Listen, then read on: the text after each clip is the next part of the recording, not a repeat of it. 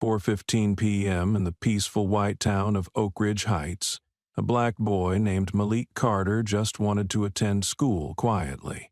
Simply being another black teenager in a white neighborhood automatically drew police suspicion.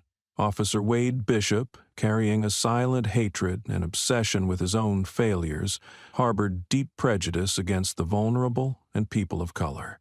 Today, his chosen target was Malik. When Malik calmly stated, "My father is a Special Forces soldier," Bishop laughed loudly in front of the crowd.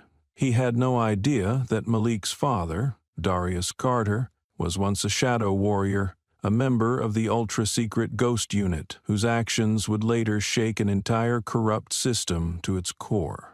This story will keep you listening without pause. Tell me which state you're in and leave a comment below. At 4:15 p.m., sunlight slanted across Oak Ridge Heights' pristine white streets, casting long tree shadows on the quiet pavement.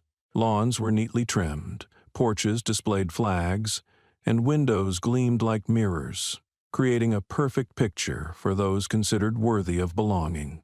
Malik Carter walked alone along the sidewalk, his steps steady, backpack swinging. He knew every cracked brick, every tree, every golden house number along this path, but familiarity never brought comfort in this place. He always felt seen, not with warmth or casual glances, but with cold, measuring stares from behind white curtains, like a chill creeping through clothing under the summer sun. Mrs. Whitaker at No. 83 gently tugged her curtain. Mr. Garrison, the butcher, paused counting change. Cars slowed as they passed, drivers stealing glances, as if Malik was a disruption to their peaceful scene. Like had learned to show no reaction, not to look back, not to betray any emotion. His father, Darius Carter, had taught him, "Keep your head high, but your heart stronger. People will see your skin before they see you." Malik pressed his lips together and tightened his grip on his backpack. His sneakers brushed against the hot concrete, his pace steady, neither rushed nor sluggish. One earbud played Marvin Gaye softly, the somber rhythm flowing like an underground river. The sunlight stung his eyes, but he didn't stop. The scent of jasmine from someone's garden drifted through the breeze. Everything should have felt peaceful, yet every step felt like crossing hostile ground where every movement was watched. Today, that feeling was heavier, almost suffocating, as if something in the air was about to snap. Malik picked up his pace, palms sweating, mentally reminding himself that just a few more blocks remained, that patience would get him home. Then the low hum of an engine cut through the music. A white police cruiser crept up, tires crunching softly against the pavement. Malik immediately knew today would not be like any other. He tightened his grip on his backpack, clinging to the last fragile sense of normalcy, knowing once the red and blue lights flashed, the silent stares would turn into something far worse. The cruiser gleamed under the afternoon sun, crawling along the curb like a patient predator. Malik kept his stride even, not looking back, not acknowledging the car. From the lowered window, Wade Bishop's cold, calculating eyes locked onto him. Bishop wore his uniform like a cracked mask, hiding years of resentment, failures, and silent anger. No one in Oak Ridge Heights truly understood him. They only knew he once had military training, returned halfway through, and looked at anyone different with suspicion. Today, his gaze found Malik. "Hey, kid," Bishop called out, his gravelly voice cutting through the quiet. "Stop right there." Malik froze, removed one earbud, and turned to face him, his expression calm and polite. "Yes, sir," he responded. Bishop stepped out of the cruiser, his boots striking the pavement with solitary echoes. Standing 2 steps away, Bishop scanned Malik up and down as if assessing goods. "Where you headed, kid?" Malik answered calmly that he was going home from school. Bishop, squinting suspiciously, pressed further, asking where home was. Malik replied swiftly, "Cedar Street, 1472. Bishop nodded slightly, mentally filing the information away, then demanded ID. Malik carefully unzipped his backpack and reached for his student card. While Bishop's hand hovered near his holster, A silent warning Malik knew too well. Malik handed over the warn card with both hands. Bishop glanced at it, flicked it with indifference, and asked where his parents were. Malik explained that his mother worked at the hospital and his father was away on duty. Bishop sneered, drawing out his words mockingly, suggesting Malik's father was just another absentee figure. Malik stood firm, meeting Bishop's gaze, not with defiance, not with submission, but with steady resolve. "My father is a Special Forces soldier," he said, his voice even and factual. The simple truth lit a slow-burning anger inside Bishop. A heavy silence fell before Bishop burst into mocking laughter that echoed along the street. "Special Forces? Around here? Maybe Special Forces on Xbox," he jeered loudly enough for nosy neighbors peeking from their windows to hear. Malik tightened his grip on his backpack, but gave no reaction, refusing to let the humiliation show. Bishop, jerking his head toward Malik, ordered to see the contents of the bag. He snatched the backpack, rummaging roughly through it. Books, notebooks, worn basketball shoes, an old water bottle. No weapons, no drugs, no justification for the harassment.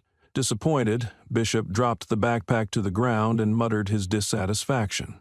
Malik crouched down, slowly picking up his belongings with silent patience. When he stood, their eyes met again. In Malik's gaze there was no fear, no hatred, only quiet dignity that Bishop neither understood nor could touch, and that infuriated him most of all. The cruiser's engine roared back to life and rolled away, leaving Malik standing alone under the afternoon sun. But Malik knew this wasn't the end. A storm had been planted. Oak Ridge Heights would not remain peaceful for long. The white cruiser pulled up close to the curb, its large frame casting a shadow onto the silver-gray pavement like an invisible declaration of authority.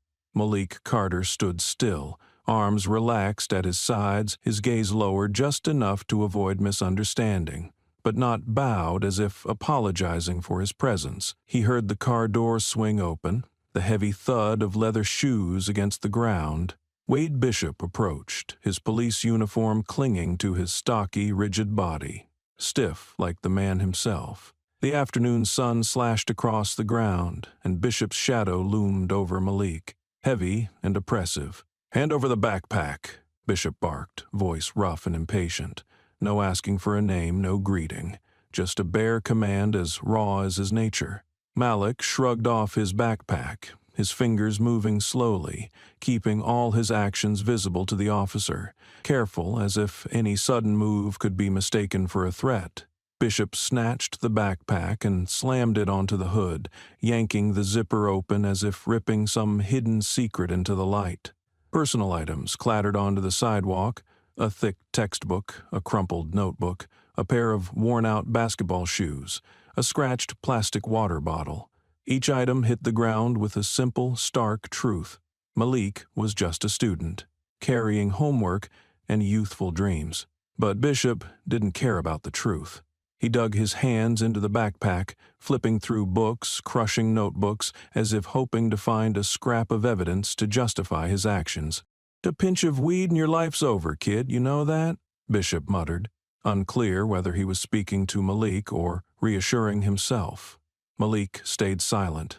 No nodding, no shaking his head, no reaction. He simply bent down, quietly gathering each item, each book, each pen scattered on the burning concrete. His slow, patient movements weren't submissive. They were a preservation of dignity, a stubborn refusal to let humiliation erode his humanity. Bishop leaned his elbows on the hood, looking down at Malik with a mix of disappointment and hatred. He found nothing. No drugs, no weapons, nothing but the ordinary life of a black boy trying to live right in a wrong world. But that very fact seemed to enrage him even more. Malik, with his small frame and steady silence, was challenging the control Bishop tried to impose. Their eyes met. Malik didn't bow, didn't glare. He simply looked straight ahead, calm but unyielding, a gaze that said, "I am here, I see you, and I won't disappear just because you want me to." It was a look Bishop couldn't stand. Part of him wanted to shove Malik to the ground, cuff him, break that silent defiance. But he had no cause, no excuse. Malik slipped the backpack back onto his shoulders, adjusting the straps neatly. He didn't apologize for existing, didn't beg to be let go. He just stood there, upright like a young tree in a monsoon, and with that quiet determination, he defeated Bishop right there, in the place Bishop thought he ruled. Under the harsh afternoon sun, on this seemingly peaceful street, Malik knew the real fight had just begun. Malik stood there, backpack back on his shoulders, his small, skinny body a silent slash across the bright street. Wade Bishop crossed his arms over his chest, squinting against the sun, a churn of unnamed feelings inside him. Discomfort, anger, and more than anything, challenge. He had rifled through the boy's backpack, thrown out every book, every shoe, every tiny ordinary item, and he found nothing. No cries of fear, no begging plea. Just that calm, unwavering presence that made him feel challenged on the very ground he thought he controlled. A few residents, familiar with the quiet comfort of Oak Ridge Heights, started peeking out from behind curtains. Some pedestrians slowed their steps, glancing over with a mix of curiosity and anticipation for some small afternoon drama. Bishop noticed, and like a wounded animal, he needed to assert his authority before this invisible crowd. He shifted his stance, leaning back against the hood, hands on his hips like a petty king in his tiny kingdom. "Where's your father?" Bishop asked, dragging the words out like he was checking on a lost child. Malik lifted his head, meeting his eyes directly. His gaze was neither angry nor avoiding, just steady, unshakable. "My father's away on duty," Malik answered, his voice even. Bishop smirked, the knowing smirk of someone who had already judged. A black kid couldn't possibly come from a respectable family. His voice dripped with mockery. "Oh, on duty? Another fairy tale." Malik tightened his grip on the backpack strap. The insult sank into his skin like 1,000 tiny needles. But he didn't flinch, didn't react. He simply replied, slow and clear, "My father is a Special Forces soldier." For a second, the air froze. No one laughed. No one spoke. Only the buzzing of cicadas filled the hot June afternoon. Bishop raised his eyebrows and, after a deep breath, burst out laughing. A loud, hoarse, mocking laugh that echoed down the empty street. He laughed so hard he slapped the hood, making sure every watching eye behind the curtains heard it. "Special Forces? In this neighborhood?" he sneered, drawing out the words to make them sound absurd. "Well, guess you're 7 too, huh?" A few nervous chuckles trickled from nearby houses. No one wanted trouble, but no one dared speak out either. A complicit silence spread across the street like a thin, cold fog. Malik still stood there, his gaze unwavering. He didn't retaliate, didn't protest. He simply existed. A calm, unbreakable existence. And in that moment, amid Bishop's roaring laughter and the curious stares, Malik Carter, 16 years old, won. Not with fists, not with words, but with a silent pride Bishop could neither understand nor break. Bishop's laughter eventually died, leaving a strange hollow in the air, full of shame and unease. He stood there, watching Malik's back as the boy shouldered his bag, turned, and walked down the blazing street. Each of Malik's steps seemed to tear through the quiet surface of the town, slicing into the false shell of peace. Because he, and everyone watching, knew what cracked wasn't just a cop's pride, but the fragile order of the whole place. Malik didn't look back. He walked straight ahead, leaving the stares, the whispers, and the boiling anger behind him. And in his heart, a small fire had been lit, silent, but one that would never go out. Wade Bishop leaned against the hood of his car, eyes following the small figure of Malik Carter until the boy disappeared behind the row of houses along the street. Blood stirred in his veins, not with the easy anger he was used to, but something different, slower, more dangerous. The feeling of being challenged.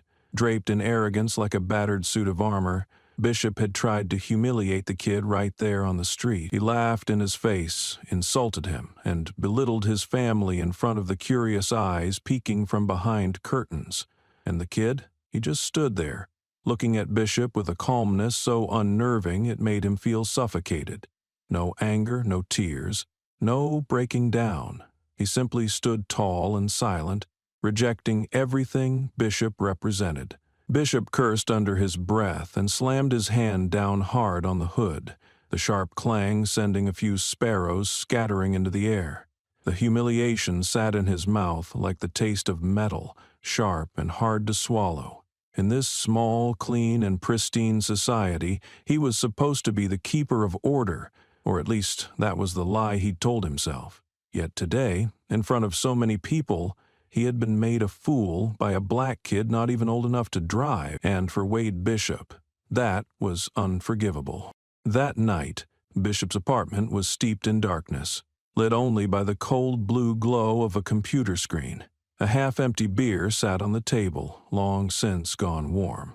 He hunched over, bloodshot eyes locked on the screen, fingers tapping anxiously at the keyboard, searching for information about the Carter family. Looking for records, anything. He needed to know why that boy could stand in front of him without trembling. Why could he confidently declare that his father was a Special Forces soldier? Why, in a place like Oak Ridge Heights, a family like that even exists? Bishop tore through public databases. He found Malik's school records, steady academic performance, no criminal history, no scandals. He found information about the boy's mother, Serena Carter, an administrative manager at the local hospital. Nothing unusual. But when he tried to dig into Malik's father, Darius Carter, things started to get strange. Some basic documents were available: marriage certificate, shared home ownership papers, and tax information. But anything touching Darius's military history was redacted, sealed, or simply missing from the public systems. Bishop frowned. No ordinary person had that level of information security, not unless they were hiding something big, something that his old instincts, the ones he never fully shed after being washed out of the military, recognized immediately. A military secret. He leaned back in his chair, staring blankly at the peeling ceiling. In his mind, thoughts tangled like a torn web. Real Special Forces. A spy? A deserter? Or worse, a hidden threat dressed up as a civilian. That idea rooted itself in Bishop's mind like a toxic seed, starting to sprout into obsession. He told himself it wasn't just his bruised ego driving him. No, this was about community safety. It was a duty. A man like Darius Carter, with a past that murky, couldn't be allowed to quietly live among good folks in Oak Ridge Heights. Bishop gripped his computer mouse so tightly his knuckles turned white.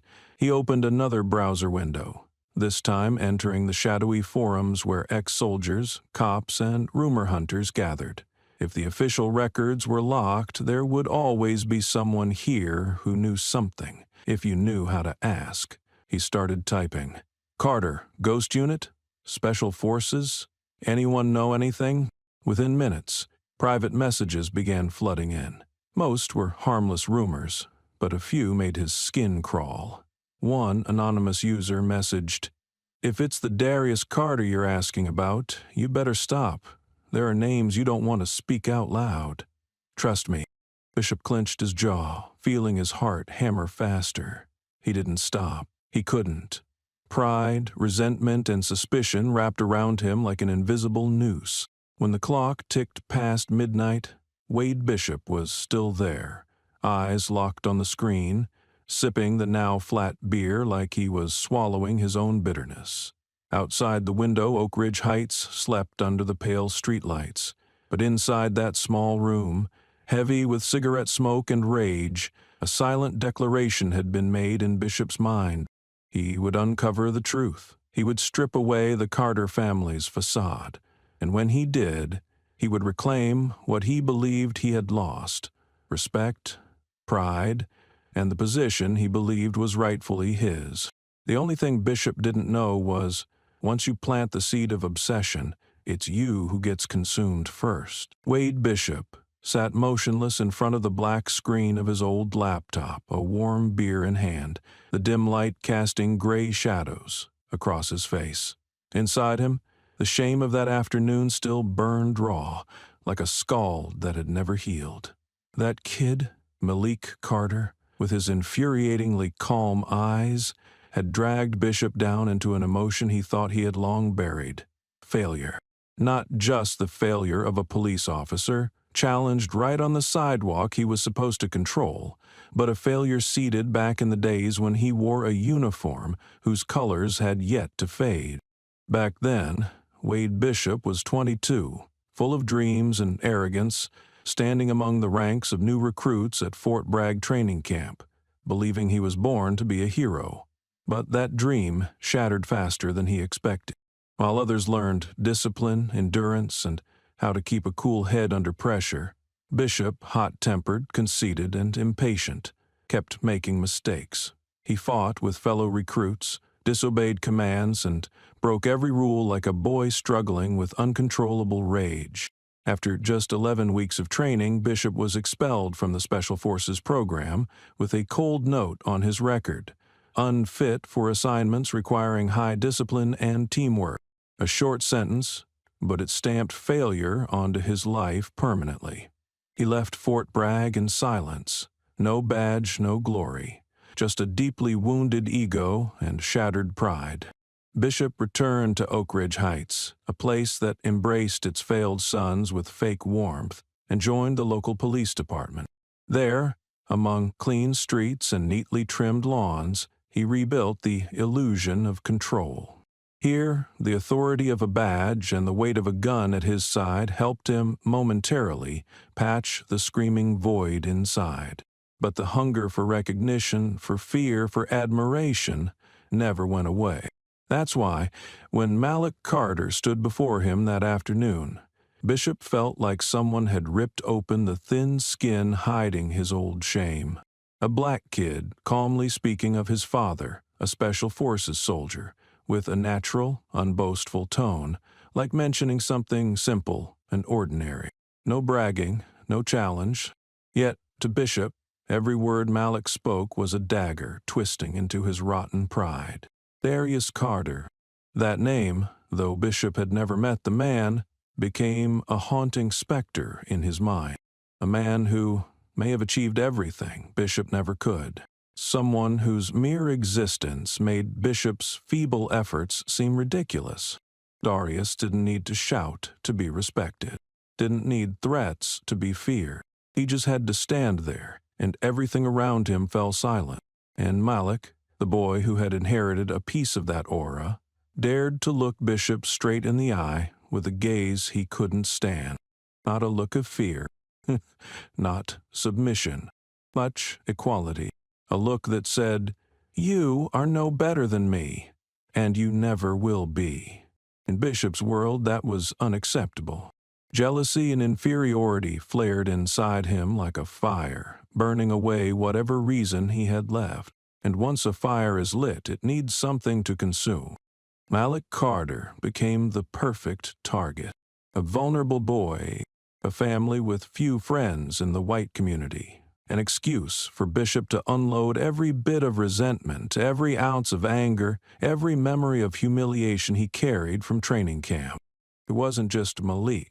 It was everything the boy represented: quiet pride, unbreakable dignity, and a living reminder of what Bishop would never be. In the days that followed, Bishop haunted Malik like a shadow. He drove past Cedar Street at the boys' school dismissal hours, citing increased patrols. He questioned neighbors, dug through records, and searched for anything that could tarnish the Carter family. Each time he found nothing, his fury boiled hotter, harder to control. He no longer just wanted to catch Malik breaking the law. He wanted to break the boy. He wanted to see fear, despair, and the admission in those calm eyes that Malik, like his father, was not invincible. But Malik never gave him that. Day after day, the boy continued attending school, returning home, living his simple life like a silent manifesto against every prejudice Bishop tried to project onto him.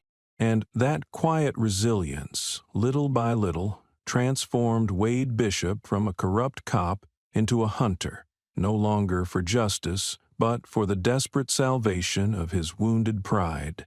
He didn't know that by sowing hatred into this soil, the seeds would not just grow into bitterness for others, but that he, Bishop himself, would be the one strangled by the very vines of hatred he nurtured. Amaya Ellis pressed herself against the trunk of an old maple tree, her small frame almost blending into the patchy sunlight scattered across the ground. The phone in her hand trembled slightly, not from the evening breeze, but from the turmoil boiling inside her.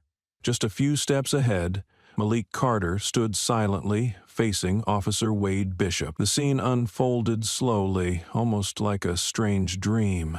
Bishop yanked Malik's backpack off his shoulder, rifled through it, and tossed his books onto the pavement as if searching a dangerous criminal. There was no reason, no justification, only a brutal abuse of power masked by a clean uniform.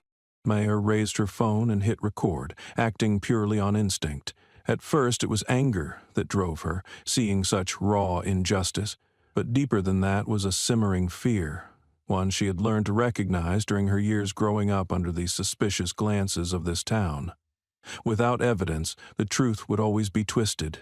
Her hand clutched the phone tightly, her palm drenched in sweat. She watched every movement, the cold glint in Bishop's eyes, the rough hands ransacking the backpack, the way he laughed at Malik like the boy was cheap entertainment. Malik did not resist. He didn't shout or argue. He simply stood there, silent, his eyes burning with a quiet pride that made Amaya hold her breath. Among Bishop's mocking laughter and the complicit whispers from behind windows, Amaya felt something cracking, not within Malik, but within the illusion of safety the town had built around itself.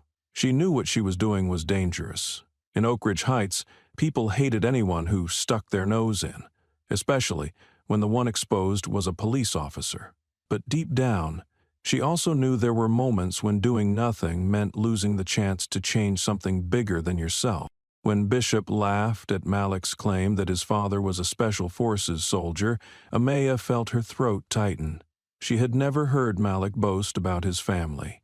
He was the quiet type, always offering a faint smile, sitting at the back of the classroom, finishing homework on time but rarely raising his hand.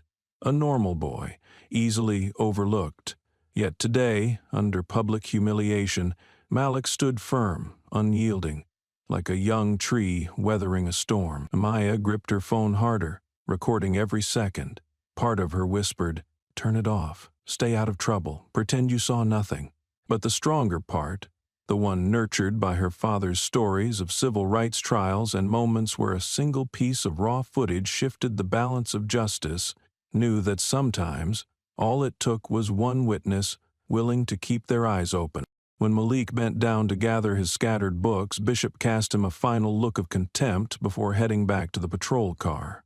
Amaya stopped recording, turned off the screen, and pressed the phone tightly against her chest, as if it could shield her from the dangers now lurking around her. She waited.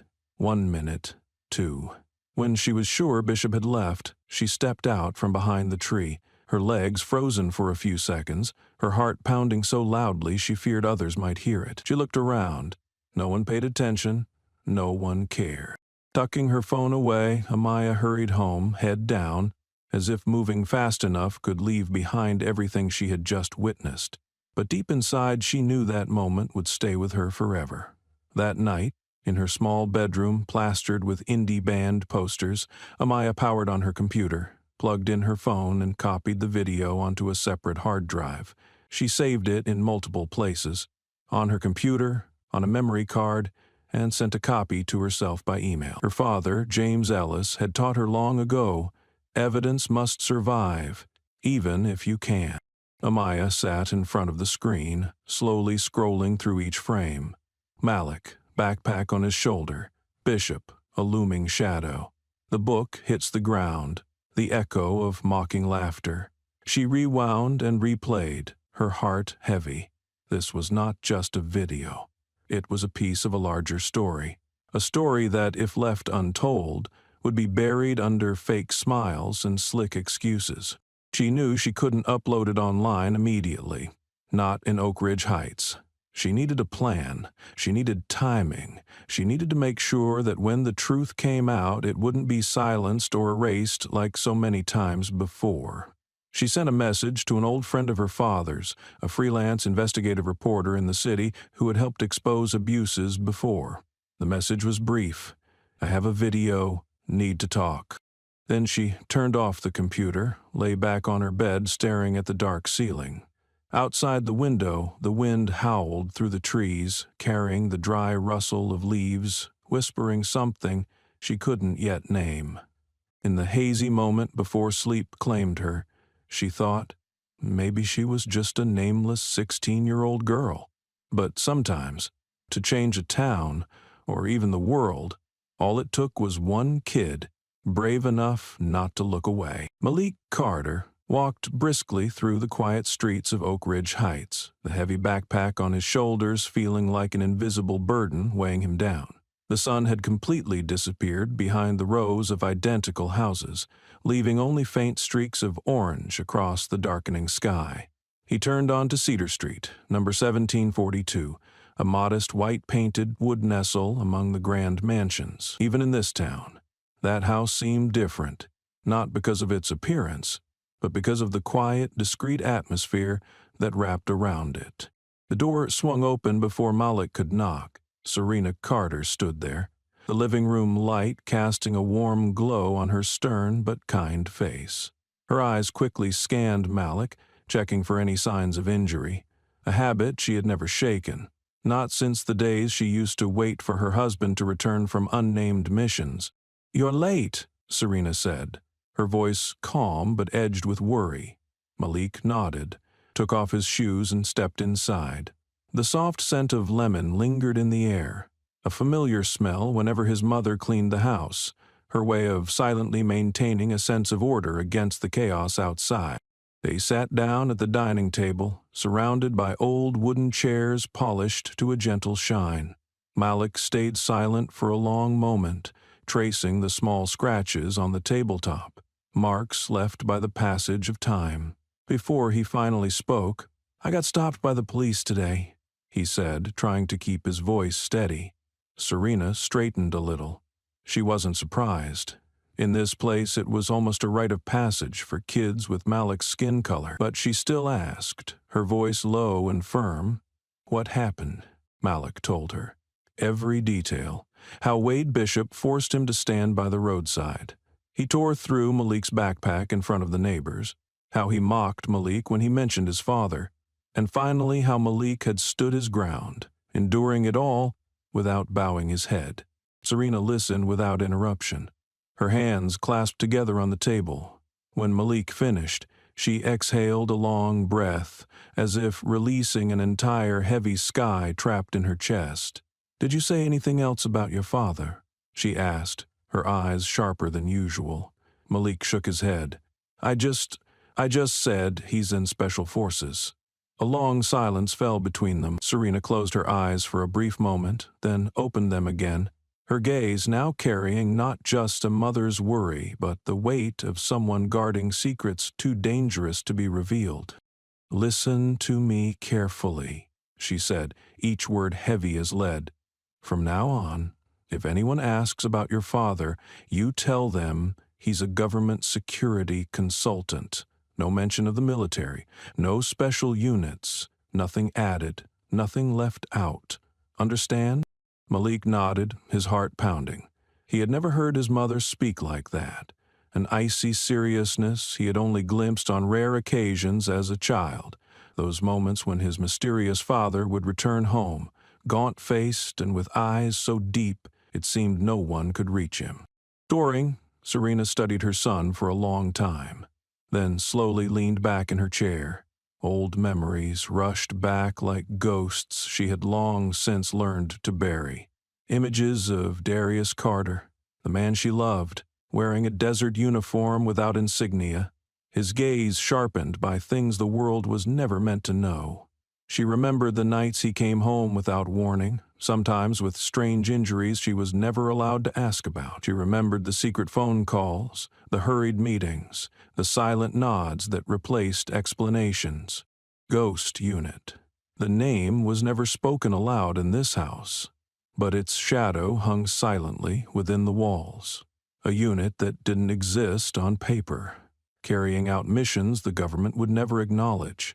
A place where men like Darius disappeared from the world, becoming silent warriors, fighting battles no one would ever know, no one would ever honor. Serena had never asked Darius to abandon that path. She knew that loving a man like him meant loving the secrets, the voids, and the unnamed pain. She also knew that loving him meant surviving in a world where the truth was more dangerous than any lie. She looked at Malik and saw in his eyes the quiet determination that Darius had passed down, even if the boy didn't yet understand the full weight he was carrying. She sighed, lighter this time, then rose and walked to the cabinet where they kept their rare family photographs. Serena pulled out a small, worn photo in a scratched wooden frame.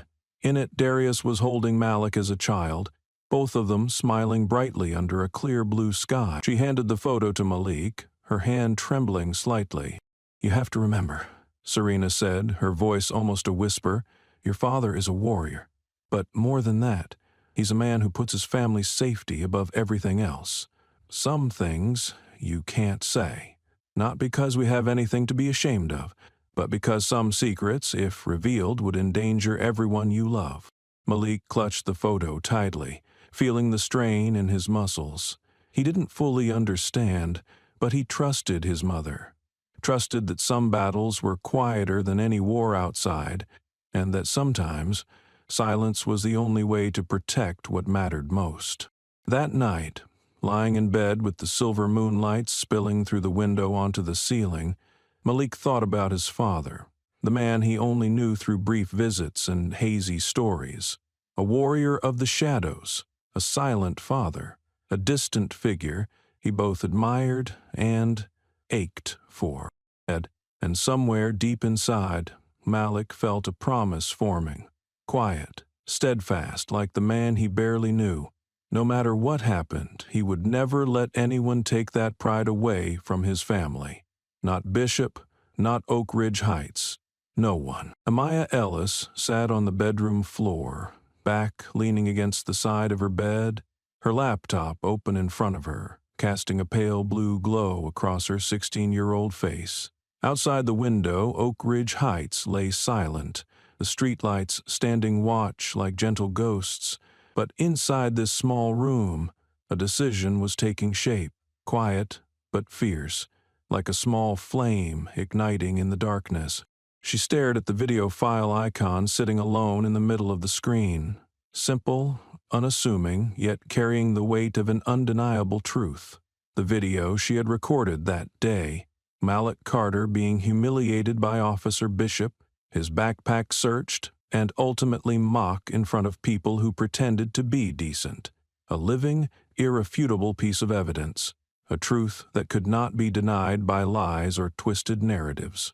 Amaya took a deep breath, fingers hovering over the keyboard without pressing the send button.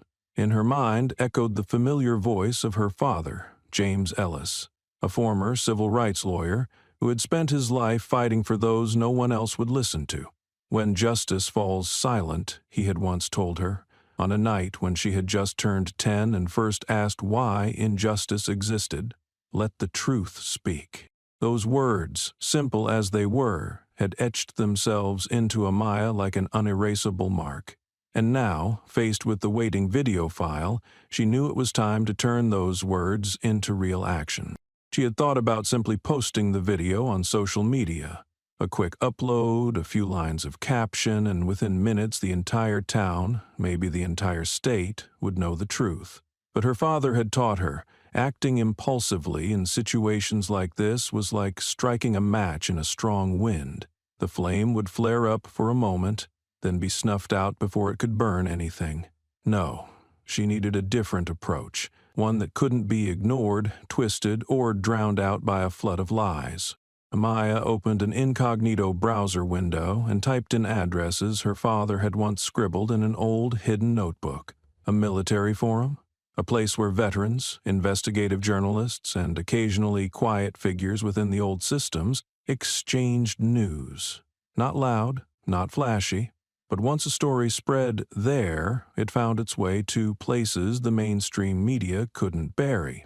She created a new account under a random name. No profile picture, no bio, just a single line of introduction, silent witness. Then she prepared the video file, checking it one last time. Clear visuals, audible sound, no edits, no embellishments, just the truth, raw and uncompromising. Before hitting send, Amaya hesitated for a moment. She thought of her parents, of Malik, of the eyes that would soon be watching her, supporting, doubting, judging, but above all she thought of herself, of the girl she wanted to become, someone who did not turn away from injustice, even in the smallest of acts. Her finger pressed lightly. The video began uploading. A blue progress bar crawled slowly across the screen, each percent like the heartbeat of a voice speaking for the first time. When the upload was complete, Amaya attached a brief note. No identity, no backstory, just a simple line. Oak Ridge Heights police officer abuses power against black student. Video evidence attached. Let the truth speak for itself. She hit send. A soft click echoed. And that was it. No fireworks, no fanfare, just a small seed planted in the world, waiting to take root. Amaya leaned back, staring up at the ceiling. Part of her trembled. Fear of being found out, fear of retaliation, fear of being cast out of a community that had never truly embraced her. But a stronger part, louder, steadier, whispered inside, whatever happens, she had chosen not to look away. She had chosen to stand with the truth. The night dragged on heavily. Amaya tossed and turned in bed, glancing now and then at her phone, where notifications began pouring in. The first comment appeared within a few hours. "This is why we need cameras on every street corner." Another read, "This officer needs to be investigated immediately." Then came others, people claiming to be veterans, former operatives, discussing the name Carter. Someone mentioned Ghost Unit. Another wrote, "If it's the Darius Carter I know, that officer just messed with the wrong man." Maya read every line, her heart racing. She didn't fully understand everything that was unfolding, but she felt something. A wave was forming, slow but certain, rising from the hidden corners where power thought it could reign forever. As the first light of dawn spilled faintly over the town, Amaya knew she had crossed an invisible threshold. She was no longer the obedient girl who just bowed her head. She had become part of the story. Not a spectator, but a writer. She stood up and pulled the curtains open, looking out at the still, peaceful streets, the neatly trimmed lawns, the kitchen lights glowing in homes. But Amaya knew, beneath that calm surface, the ground had begun to shift. And this time, it would not stop just because people like Bishop wanted it to. She smiled. A small but unwavering smile. In her hands, the truth had spoken, and she would never let it be silenced again. Wade Bishop hadn't slept for 3 straight nights. What had started as a minor scratch in his mind had now spread into a massive fracture, swallowing his sanity whole.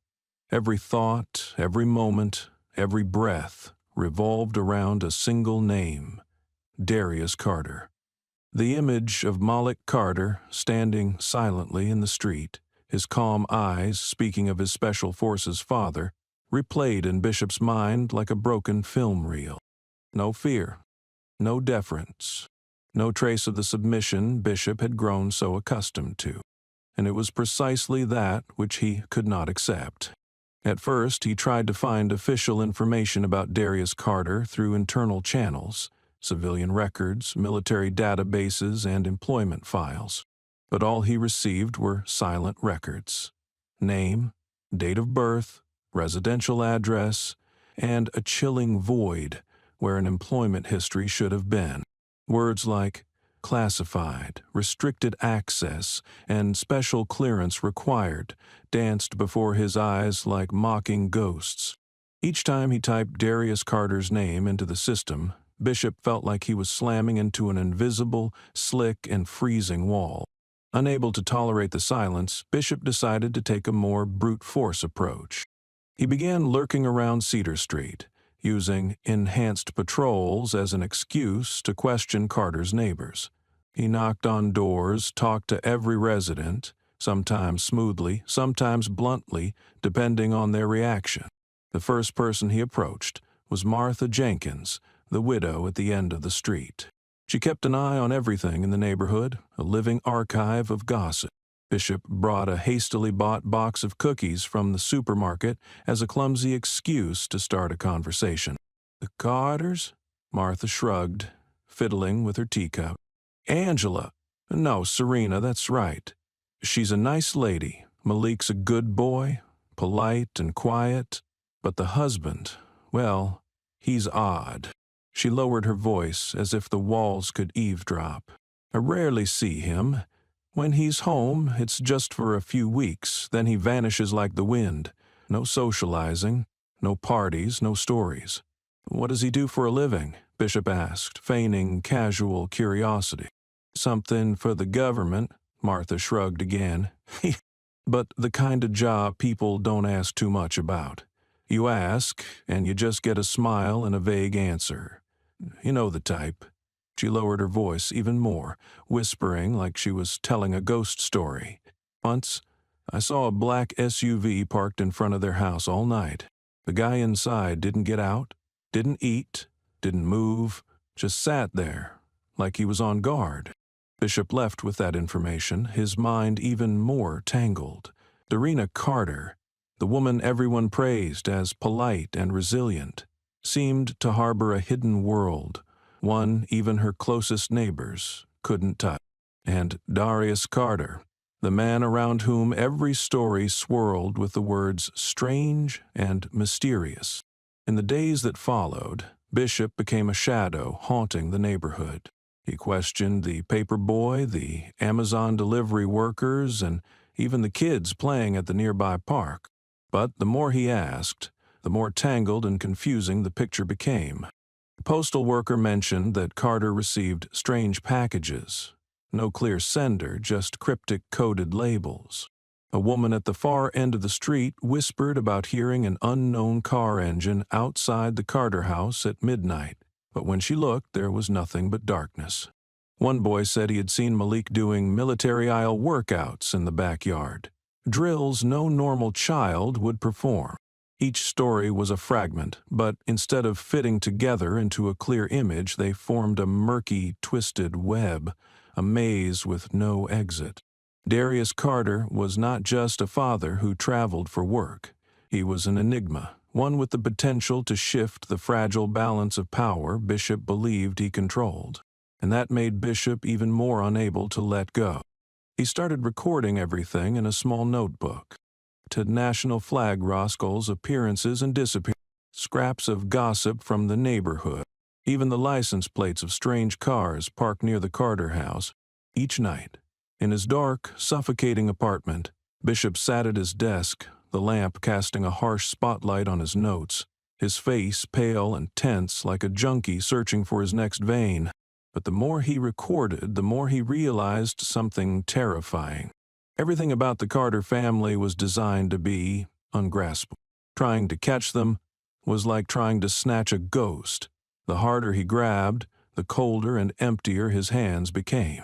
That mystery, that silence, the way the Carter family existed like polished shadows in a town so used to everything being on display, it drove Bishop mad.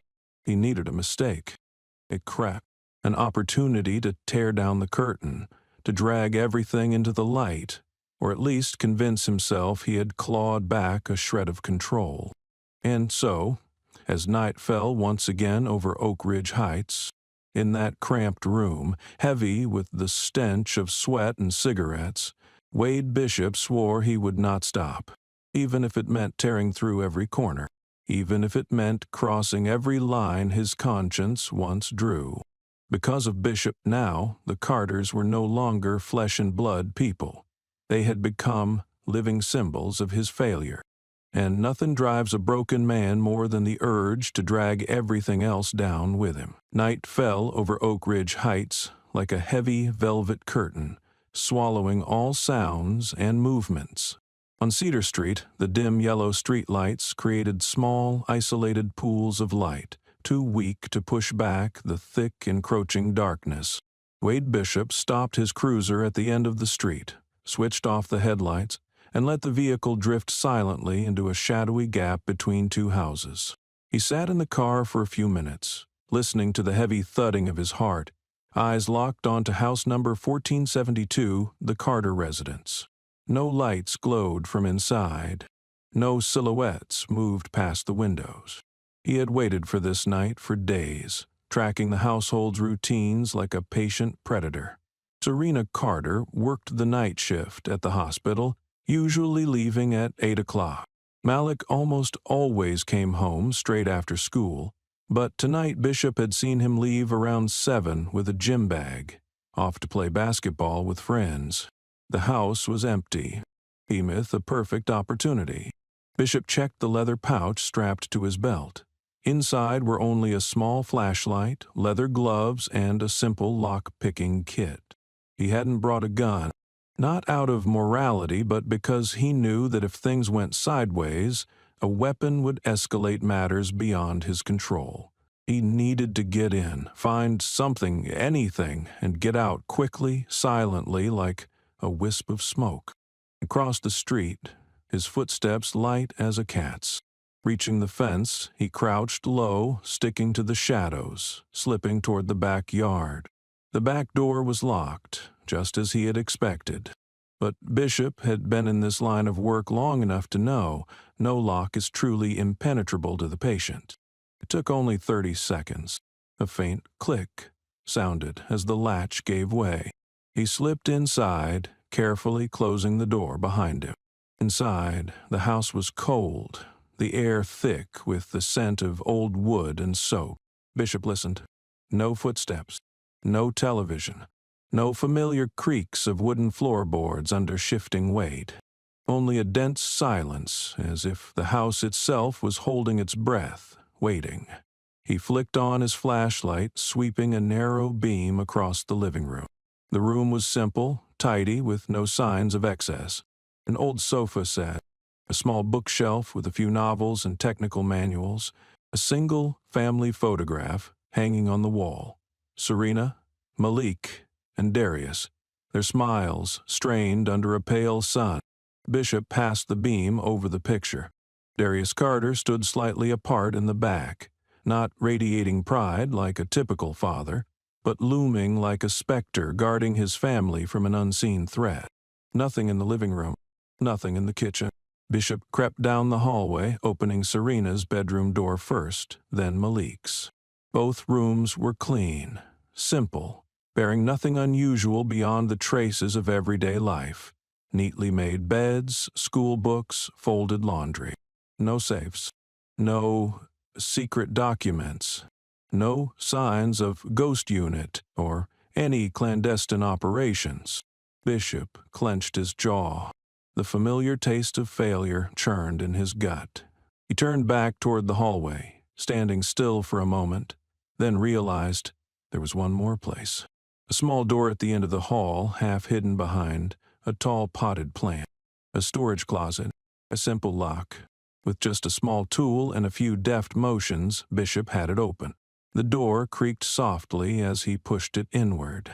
Inside, the tiny room was dark, the air thick with dust and the smell of rotting wood. He swept his flashlight around. Stacked shelves of gardening tools, plastic bins of miscellaneous household items, a folded ladder. But in the farthest corner of the room, half covered by a tarp, Bishop spotted something unusual. An old, dark steel box, thick and unmarked. Heart-pounding, Bishop approached and knelt down. He shoved the tarp aside and dragged the box into the open. A small combination lock was fixed tightly to the lid. He twisted it lightly. No luck. The lock wasn't as easy to break as the back door latch. But someone, maybe Darius, had been careless. The lid itself wasn't properly secured. With a bit of force, Bishop prized it open. Inside, beneath a faded silver velvet lining, lay 3 items. First, a bundle of cash, but not U.S. dollars. A jumble of currencies, euros, British pounds, Japanese yen, and a few strange bills Bishop couldn't immediately recognize. All crisp, neatly bound with rubber bands, like supplies for someone who needed to be ready to disappear at a moment's notice. Second, a small, weathered brown leather notebook. Bishop flipped through it quickly. No conventional writing, only scattered symbols. Circles, arrows, dots, numbers, interspersed. A coded system, unreadable at a glance. A cipher only its creator could decode. And finally, at the bottom of the box, a photograph. Bishop lifted it, his flashlight trembling slightly over the sepia-toned paper. 4 men stood in desert combat gear on scorched earth, barren hills behind them. All wore uniforms without insignia. No ranks, no unit patches, only their eyes, cold, sharp as knives.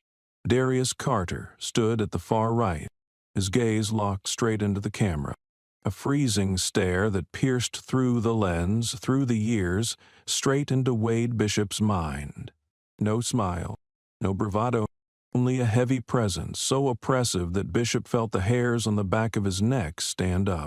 He hurriedly shoved everything back into the box, his hands trembling slightly, closed the lid, pulled the tarp back over, flashed the light around one last time to ensure he left no trace.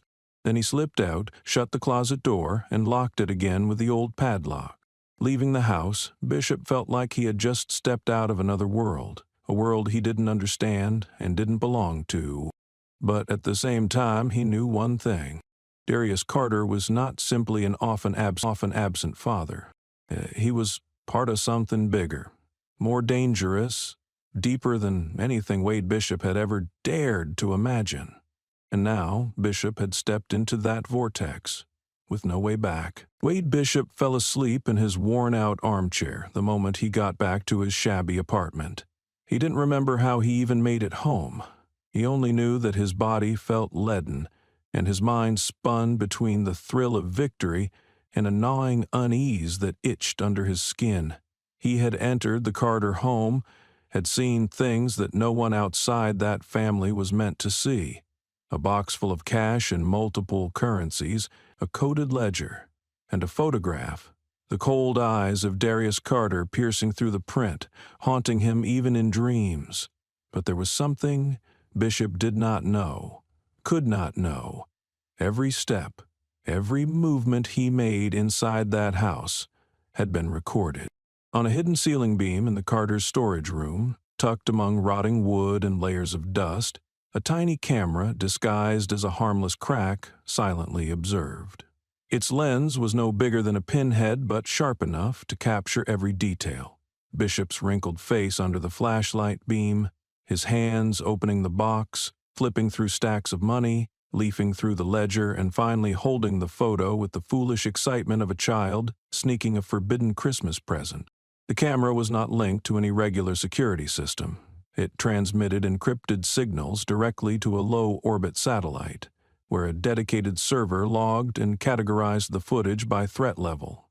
Within 3 minutes of Bishop's intrusion, a red alert chain had been triggered, bypassing civilian networks and reaching a single, specific recipient group, the former Ghost Unit. Thousands of miles away, inside a military facility erased from official maps, a silent alarm buzzed. A small, windowless room lit up with a red glow. On the central screen, cold words appeared. Encrypted signal, Carter _1472. Priority level extreme. Image analysis in progress.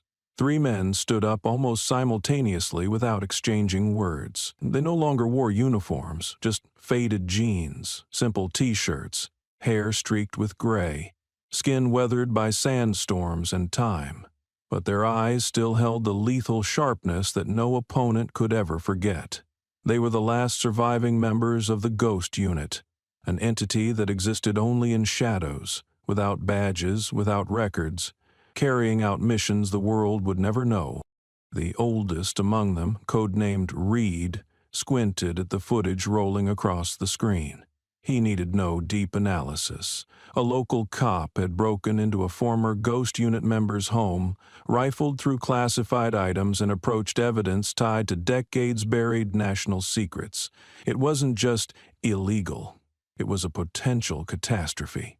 "Ah, do we intervene?" asked the second man, his voice roughened by cigarettes and sleepless nights. Reed didn't answer immediately. He watched the entire recording, his gaze heavy not only with the danger unfolding, but with memories of old battles fought in nameless places, sacrifices made to protect secrets that modern times had all but forgotten. "We can't risk it," Reed finally said. "Darius chose a peaceful life. But if there's a threat, we owe him a warning." No further words were needed. Another member pulled out an encrypted laptop, fingers expertly flying over the keyboard. Within minutes, a message was sent. Triple encrypted, self-destructing 5 minutes after opening. Recipient Darius Carter. Meanwhile, back in Oak Ridge Heights, Bishop slept on, unaware that the noose around him had begun to tighten. In his dreams, he saw himself walking into a vast, empty room where each step echoed. At the far end stood a large mirror, but, reflected back, was not his own image. It was a man in desert fatigues, black eyes staring straight into his soul. Bishop jolted awake, cold sweat soaking through his shirt, his heart pounding like a war drum. The next morning, Bishop went to work as usual. He didn't notice the strange glances from his colleagues. He didn't hear the quiet phone calls. He missed the whispers that abruptly stopped when he walked past. But the change had already begun. A few inside the police department, those whose consciences still flickered, had received anonymous copies of the footage showing his break-in, accompanied by a chilling reminder: justice begins when someone dares to open their eyes. Across Oak Ridge Heights' peaceful streets, the first cracks had formed. Not with gunfire, not with violence, but with truth, silent, relentless, and irreversible. On the other side of town, inside the small house at 1472 Cedar Street, Serena Carter read the message that had arrived on her battered secure phone. Only one line: "Eyes are open, hold your ground, we're coming." She clenched the phone tightly, her gaze drifting out the window. The wind rustled the maple trees, whispering like old spirits. Serena knew the past they had tried so hard to bury was rising, and their family could no longer run from it. But this time, they weren't alone. The Ghost Unit was awake, and the silent war was about to begin. No drums, no fanfare, but absolute and without mercy. Before the sun could lift itself over the horizon, while the streets of Oak Ridge Heights still slumbered under the morning mist, elsewhere, in the invisible world of data streams, hidden servers, and password-protected forums, a storm had begun to form. The video Amaya Ellis had quietly uploaded 2 days earlier, capturing the incident between Malik Carter and Officer Wade Bishop, exploded at a pace no one could have predicted. At first, it was scattered comments from anonymous accounts, users hidden behind random names but deeply knowledgeable about the law and military procedures. They didn't just share the video. They began tagging, analyzing every detail: Bishop's abuse of power, the illegal search, the clear contempt in his behavior, and above all, Malik's calm, a calmness not seen in an ordinary 16-year-old. But what truly made the video dangerous wasn't just the footage. It was the name that surfaced quietly from Malik's mouth. "My father is in Special Forces." A simple phrase, yet To those who had lived in a world where that title was more than just a job, where it was an identity, it sounded like a blaring alarm. Within 6 hours, the Special Forces Veterans Forum, a place only verified former operators could access, exploded with hundreds of new threads. One post, pinned at the top, stood out. Darius Carter. If it's really him, that cop just messed with the wrong guy. Old memories, once only whispered in military bars and missions never recorded in any official books, began to resurface. Darius Carter, to those battle-hardened soldiers, he wasn't a legend. He was an obsession, a ghost who appeared where hope was nearly lost. A warrior of the shadows, assigned to missions where even failure was not an option because failure could not be admitted. In the comment sections, veterans, now lawyers, truck drivers, PE teachers, began connecting the dots. Random disappearances of hostile units near border zones. Hostage rescue missions have never been officially acknowledged. Accidents that never made international news. Somewhere in the shadows of those operations, Carter's name always hovered, never on the top of any list, but always leaving traces for those who knew where to look. One user, Old Ghost 17, commented, "I saw Carter operate once in Helmand, Afghanistan. Alone, no team, no backup. Walked out of a hot zone with 2 prisoners and not a scratch on him. If it's him, Bishop better dig himself a hole and jump in." Another user, Ranger Rick, added, "We used to joke that Carter didn't need logistics support. He was a logistics support. Took down a radar station alone with just a knife and 2 sticks of C4. Believe it or not, I swear it on my badge." As the story spread, it reached beyond the veteran communities, into security circles, intelligence forums, even civilian watchdog organizations that monitored police misconduct. Every share, every comment, poured more fuel onto a fire that had been smoldering for far too long. In Oak Ridge Heights, Bishop began to feel an unnameable pressure. The cold looks from colleagues, the long silences in the break room, the phone calls that he hung up the moment he answered. Some of his old drinking buddies now avoided his eyes like he was a walking infection. That morning, when he entered the station, Bishop saw an anonymous flyer plastered over the internal bulletin board. Still from the video, him rummaging through Malik's backpack, with bold words, "This is the face of injustice." No one stood by the board. No one said a word. But the silence was heavier than any accusation. Outside the station, a small group had gathered. Not loud protesters with megaphones and flashy signs. Just regular people, a few veterans in torn jackets, a young mother holding a child, an old man leaning on a cane, standing silently holding handwritten signs. Justice for Malek. No one is above the law. We know the truth. Bishop walked past them, feeling their eyes pierce through his skin like hot needles. Each step felt heavier, dragging him deeper into the storm he had unknowingly summoned. And somewhere inside 1472 Cedar Street, Serena Carter watched from behind a curtain. Beside her, Malik stood silently, his hand gripping his backpack strap, as if clinging to an invisible thread. He didn't need to ask what was happening.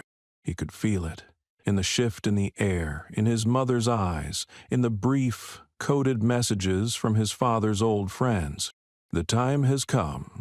The storm had truly risen, and this time there was nowhere to hide. That morning, Malik Carter stood in front of the bathroom mirror, fastening each button of his shirt with the careful precision of someone preparing for battle. He stared directly at his reflection, a 16-year-old boy, lean but strong, eyes calm and resolute. Nothing remarkable, at least to a casual passerby. But Malik knew that today, when he walked through the school gates, he would no longer be seen as just an ordinary kid. He had become a symbol, even though he never asked for it. The news had spread faster than he ever imagined. The video Amaya had secretly recorded exploded across social media and military forums. The name Carter was now whispered not just in hushed conversations, but in the school hallways, echoed in classrooms, and even murmured in the teacher's lounge. But he also knew that if his father, Darius Carter, were here, he would want Malik to keep his head high. The walk from home to school felt shorter than usual. Malik crossed the damp grass, walked past the bright yellow buses crammed into the parking lot. Everything looked the same. Clusters of students laughing, backpacks clinking. But the atmosphere had shifted. A heavy, invisible pressure, like the whole school was holding its breath, waiting for something to erupt. The moment Malik stepped through the gate, eyes turned toward him. Some curious, some skeptical, but most of them, Malik noticed, carried a cold contempt. From the white kids in their crisp polo shirts and expensive sneakers, the ones long used to believing they were the center of this small-town universe, Malik didn't flinch. He didn't slow down. He just walked, steady and straight, eyes locked forward, like a soldier crossing a minefield, knowing any sign of weakness could invite damage. Whispers started up behind him, quiet but sharp enough to cut into skin like poisoned needles. "Hey, it's the little special ops guy," a mocking voice called out from a cluster near the gym building. "Careful," another snickered. "He might call in an elite strike team any second." Laughter erupted. Crude, thoughtless, the kind of laughter used to hide fear behind cruelty. Malik could feel every gaze slicing across his back like cold knives. He knew this feeling well, the way dignity could be stripped away with just a few words, a smirk, a careless laugh. But today, Malik didn't stop. He turned, slowly, every movement deliberate and sure. He looked directly at them, calm, unshaken, like the surface of a lake on a windless day. No anger, no hatred, just a quiet, steady presence, stronger than any shouted insult. The laughter faltered, then died.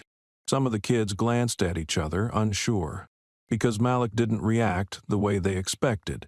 He didn't yell, didn't cry, didn't flee. He just stood there, forcing each of them to truly see him, and in doing so, forcing them to confront the shame they tried to laugh away. In that moment, Malik Carter was no longer just a lone black boy in a privileged white school. He was the embodiment of everyone who had ever been underestimated, walked over, forced to prove their worth simply because of their skin, their status, their origin. And he did it not through rage, but through dignity.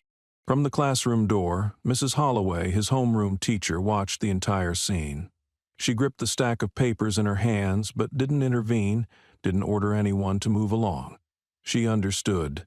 Some lessons had to be learned the hard way. Lessons about shame, about humanity. And Malik, in his own way, was teaching them a lesson no one could ignore. Malik gave a small, quiet nod, a silent greeting, then turned and continued walking toward his class. Every step he took was steady and certain, each one hammering cracks into the brittle armor of hatred and prejudice. When he sat down at his desk and opened his book, the room returned to its ordinary rhythm. The teacher's voice lecturing, pens scratching against paper. But Malik knew, and everyone who had witnessed it knew, something had changed forever. He didn't need to shout for justice. He didn't need to chant slogans to assert his worth. He only needed to stand tall, look straight, and exist with a dignity no one could take away. And in that silence, Malik Carter had won. Wade Bishop sat in his cramped office, sweat gathering at his temples even though the air conditioner hummed steadily in the corner. Spinning a ballpoint pen between his fingers, he scanned the open file on the desk. A fabricated report accusing Malik Carter of carrying suspicious items in his backpack at school. It was a flimsy excuse, but sufficient to detain the boy overnight, search his home, and, if luck allowed, find something dirty enough to bring the entire family down. In a town like Oak Ridge Heights, Bishop knew, The law could be bent easily if one used the right words at the right time. A vague testimony, an ambiguous report, a few well-placed calls to colleagues either still loyal or simply too exhausted to care. Just one more move, and Malik would be dragged into the mud, opening the path to uncover Darius Carter's secrets. Bishop lifted the phone and began orchestrating the plan, his voice smooth and mechanical. Rehearsed from countless similar exercises, Malik was to be summoned to the station that afternoon under the pretext of further questioning regarding suspicious behavior, a reason vague enough not to attract attention, but sharp enough to put the Carters on the defensive. However, when 4 o'clock arrived and Malik Carter walked quietly into the police station's lobby, old backpack slung over his shoulder, that same irritating calm on his face, things began to veer off Bishop's intended course. Malik didn't resist, didn't argue. He answered every question briefly and directly, his clear gaze steady, unblinking even as he faced a lineup of uniformed officers. The real disruption came moments later when the heavy door swung open again and a man entered. Darius Carter. There were no sirens, no heavy boots stamping on the floor, just a deep silence that dropped over the room like a lead blanket, stifling every breath. Carter wore a simple sand-colored jacket, faded jeans, and worn desert boots. No insignia, no medals, no visible weaponry. Yet the way he moved, steady, silent, as if he had crossed 100 battlefields and emerged with nothing left to fear, instantly froze the room's energy. Bishop spun around, the blood in his veins turning to ice. Though he had never seen Darius Carter before, he recognized him instantly, not because of any striking feature, but because of the invisible armor that seemed to surround him.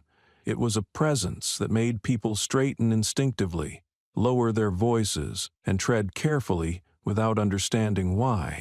Carter stopped in the center of the room and let his gaze slowly sweep across every person there. No words of threat, no visible anger, just a ruthless calm, as if he already knew everything. The dirty tricks hidden in the files, the quiet tremors behind the crisp uniforms. Malik greeted his father softly, his voice barely more than a whisper, but he didn't run to him, didn't break down. He stood straight, like a young soldier acknowledging his commanding officer. Darius answered with a barely visible nod before turning his piercing gaze onto Bishop. And Carter finally spoke. His question was simple, low, and solid as a block of stone, asking what the problem was. Bishop stumbled through his rehearsed lie, fumbling with the file, clinging to the fabricated allegations as if they could shield him. His voice faltered as he muttered something about concerns regarding Malik's behavior and the need for further questioning. Darius listened, tilting his head slightly as if analyzing a simple, predictable battlefield. A faint, cold smile flickered across his lips, not of amusement, but the grim acknowledgement of a game already lost. His next words, delivered slowly and with crushing weight, made it clear that a baseless accusation, without evidence, witnesses, or legal procedure, would never hold his son there. No one in the room answered him. Even those who had covertly supported Bishop stayed silent, understanding deep in their bones that the man standing before them could not be subdued by paper forms or institutional slogans. When Darius took a single step forward, the room seemed to contract around him. Without raising his voice or making a threat, he extended a hand toward Malik, signaling that it was time to leave. Malik moved toward his father with light but determined steps. No officer moved to stop them. No one dared. Bishop remained frozen, his fists clenched tightly at his sides, knuckles white. He wanted to bark an order, to reassert control by any means necessary, but his mouth was dry, his legs shaky, and the silent pressure from Darius Carter pressed down on him like a blade at his throat, a reminder that some battles are lost before they even begin. Father and son exited the police station without once looking back. Only after the heavy doors slammed shut behind them did the room begin to stir. Awkward shifting, shallow breaths, small sounds that could not drown out the overwhelming truth. Wade Bishop had been defeated, not by violence, not by force, but by the quiet, unshakable strength of a man who didn't need to shout to make the world listen. The atmosphere inside the Oak Ridge Heights police station after Darius Carter had taken Malik away was suffocating, as if someone had locked all the doors and sucked the oxygen from the building. Officers glanced at each other, avoiding eye contact, their words hanging half-formed in the heavy air. Wade Bishop slumped behind his desk, fists clenched so tightly his knuckles turned white, his jaw grinding as if trying to crush himself from the inside out. He had never felt this out of control in his entire life, but it was only the beginning. 2 hours after Darius Carter left the station with his son, a special email was delivered to the Oak Ridge Heights Police Department's internal system. The sender's address was untraceable, a string of strange encrypted characters. But the content was unmistakable. A 7-minute video recording of Bishop's illegal break-in at the Carter home. The footage started with Bishop forcing open the back door using a lock-picking kit, sneaking into the storage area, rummaging through personal belongings like a petty thief. It showed him opening a metal box, flipping through rolls of foreign currency, leafing through a coded ledger, and finally lifting an old photograph with a look of greedy curiosity. Every movement, every heavy breath, every calculating glance was captured with undeniable clarity. Attached to the video was a detailed technical analysis. The recording device used military-grade technology, its encrypted signal uninterrupted and untampered. The authenticity of the evidence was verified at the highest level. When the IT technicians played the video in the conference room, the place fell into dead silence. Bishop sat frozen, the screen's faint glow casting ghostly patterns on his face, highlighting the pallor and raw desperation in his eyes. There was no way to deny it. No excuse could save him. He had condemned himself with his own greedy hands and his blind obsession. But the nightmare wasn't over. Along with the internal broadcast, another copy of the footage was sent to the State Police Inspector General's office, the Federal Department of Justice, and most notably, a high-priority version was transmitted directly to a Homeland Security Oversight Agency in Washington. No one knew exactly how Darius Carter managed to open those doors so quickly, but those familiar with the Ghost Unit understood. When one of their silent warriors decided to act, their speed and force could overwhelm even the most fortified systems. Within 12 hours, a political storm began to form. A special investigation was launched overnight without prior notice to local authorities. A small, elite team, gray suits, discreet badges tucked under their lapels, appeared in Oak Ridge Heights like ghosts. They didn't ask for permission. They didn't need to. The evidence spoke for itself. The next morning, just as Bishop stepped into the station, he was surrounded by plainclothes officers. A suspension notice was handed to him, along with a summons for investigation on charges of civil rights violations, abuse of authority, unlawful entry, and obstruction of justice. No one looked at him as he was led away. No handshake, no goodbye. Only cold, silent stares, heavy as invisible verdicts hanging in the air. Yet even then, in his panic, Bishop couldn't grasp the scale of the storm he had unleashed. It wasn't just Oak Ridge Heights, not just the state police. National media had begun to smell blood. The first articles appeared on major news outlets, their headlines flashing boldly. Small-town officer faces federal investigation over abuse of power. Former Ghost Unit operative exposed dirty secrets in Oak Ridge Heights. Fuller. When a silent soldier stands up, and America must listen. They didn't mention Darius Carter by name often. Those who were wise enough knew better than to speak it aloud.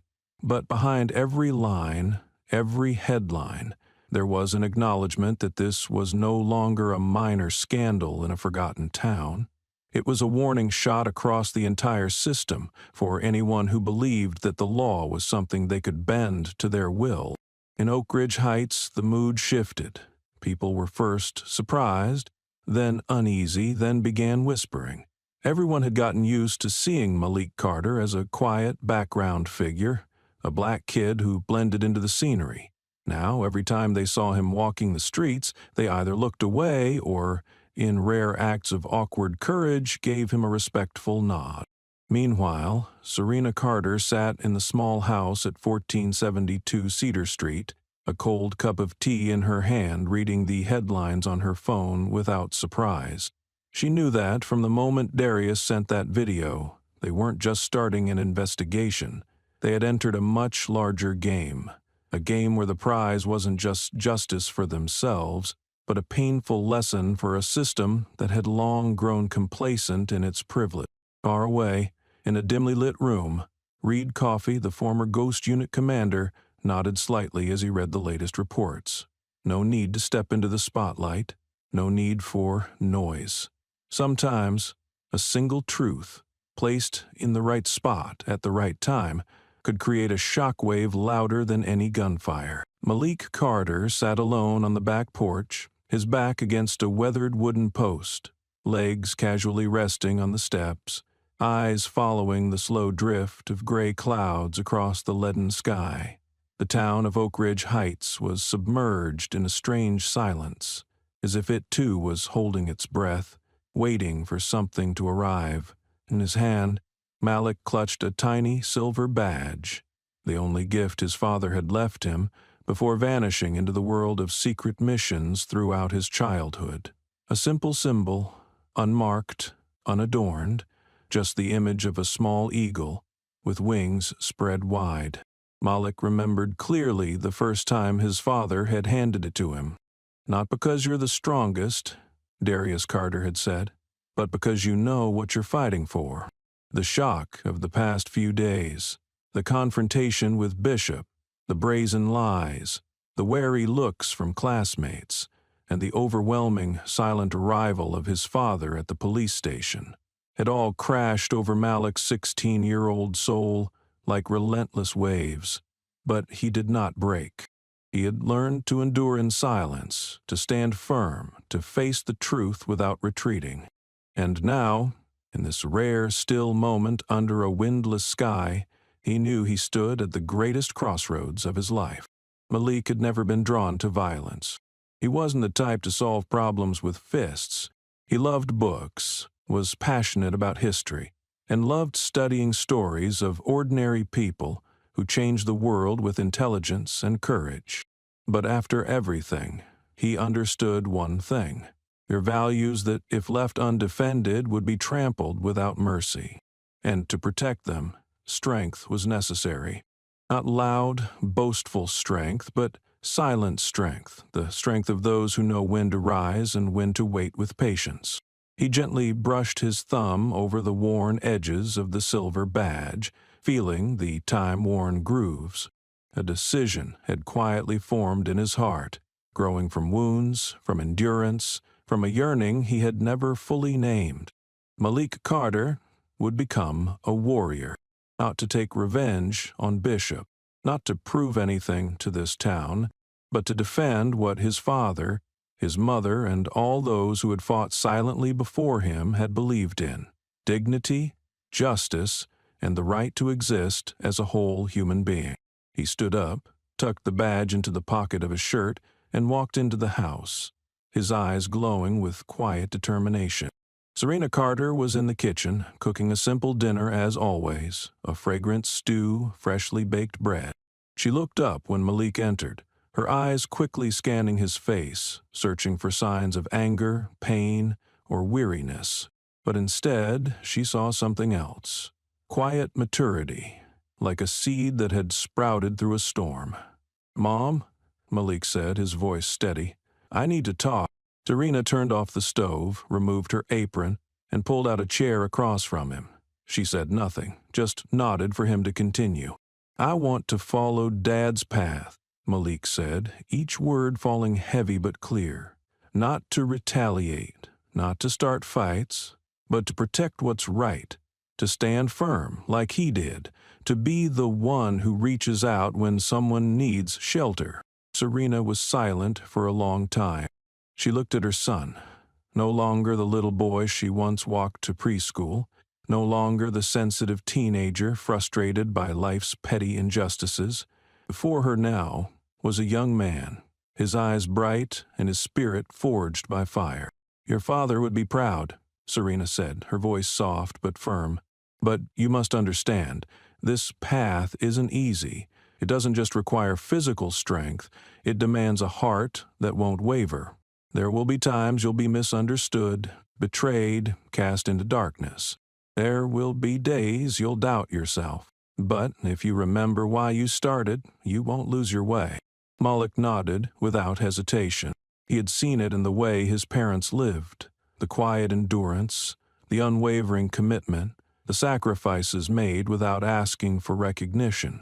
The next day, Malik went to the school's career office and filled out an application for military scholarship counseling. He started training regularly, running every morning, push-ups, rope climbing, martial arts. No one forced him. No one pushed him. He did it because he knew to step into the world his father once walked, he had to become strong, not just in body, but in spirit. News of Malik's decision spread quickly through the school halls. Some mocked him. Some admired him. Some secretly envied him. But Malik didn't care. He knew his choice needed no one's approval. Amaya Ellis, the friend who had quietly protected him with that video, found Malik one afternoon in the school courtyard. She handed him an old postcard with a single sentence written on it. Be the one they'd never dare to underestimate again.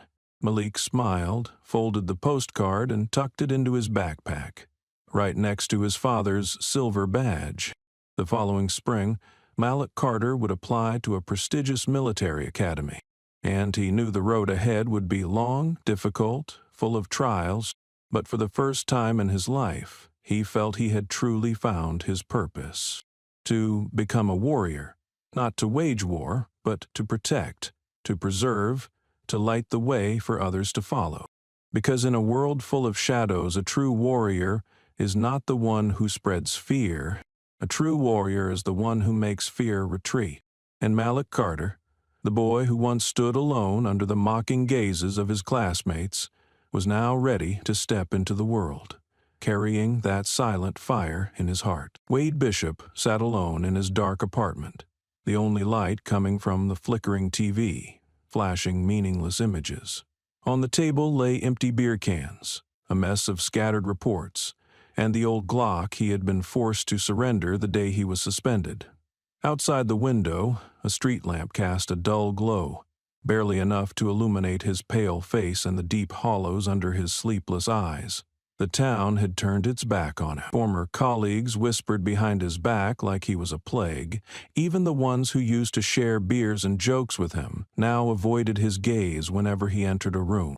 But all that humiliation still wasn't enough to break Bishop.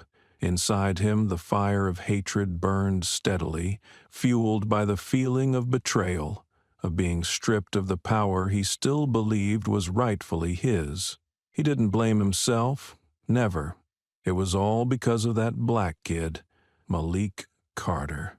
Bishop had thought it through. He knew he couldn't attack directly. Carter was too smart, too composed, and now protected by the attention of the entire town and even federal agencies. But Malik was different. A teenager, a kid, vulnerable, easier to grab. All it would take was a small slip, one moment of inattention, and Bishop could snatch him away from his safety net, use him as leverage to force Darius out, to make him pay for the humiliation Bishop had endured. The plan formed in Bishop's mind, simple, brutal. Wait for Malik after school, find an opening, grab him, and take him to an isolated spot. No need to hurt the kid, at least not at first. Just hold him. Just force Darius Carter to come out, to admit defeat, to kneel and beg. In his madness, Bishop pictured it vividly. Darius on his knees, admitting that Bishop had won. He didn't need fame, he didn't need medals, he just needed that moment. He prepared carefully. A beat-up old truck, rented under a fake name, temporary plates. A deserted alleyway 2 blocks from the high school, just beyond the reach of city security cameras. Zip ties and duct tape, everything ready. That afternoon, Bishop parked in the shadows, eyes fixed on the school gate. Kids poured out like a broken dam, laughing, shoving, carefree, as if evil never touched their world. And then Malik appeared, backpack slung over one shoulder, walking calmly, steady as a small mountain amidst the sea of bodies. Bishop gripped the steering wheel, breathing hard. This was it, his chance. He opened the truck door and moved quickly into the thinning crowd. A baseball cap pulled low to cover his face, a baggy jacket hiding the stun gun tucked at his waist. He closed in, moving like a shadow, just 2 meters from Malik. And then everything fell apart. Malik stopped. Didn't turn, didn't panic, just stopped, as if he could feel the nightmare breathing down his neck. And from the shadows of the parking lot, 4 men emerged. Silent, steady, no uniforms, no badges. But their eyes, their walk, the way they moved in perfect unison, it told the whole story. Bishop froze, heart pounding like a drum. The 4 men, Reed and 3 other old warriors, had been lying in wait, hunters patiently waiting for their prey to step into the trap. Malik turned slowly, his gaze as calm as a still lake on a windless morning. No fear, no surprise, just a cold silence like he had known all along. "That's enough, Bishop," one of the men said, his voice low and firm as steel. "Hands where we can see them, now." Bishop stepped back, fumbling for the stun gun at his waist. A foolish reflex, a desperate move, but before he could even draw it, one of the men closed the distance in a flash, twisted Bishop's arm, and slammed him to the ground with a simple, practiced move. Bishop lay face down on the cold gravel, pain shooting through his elbow. A pair of dusty boots stopped beside his head. "Reed, you dug your own grave, Bishop," Reed said, his voice devoid of pity. "Did you really think you could touch Carter's kid and get away with it?" The wail of police sirens grew louder, closer.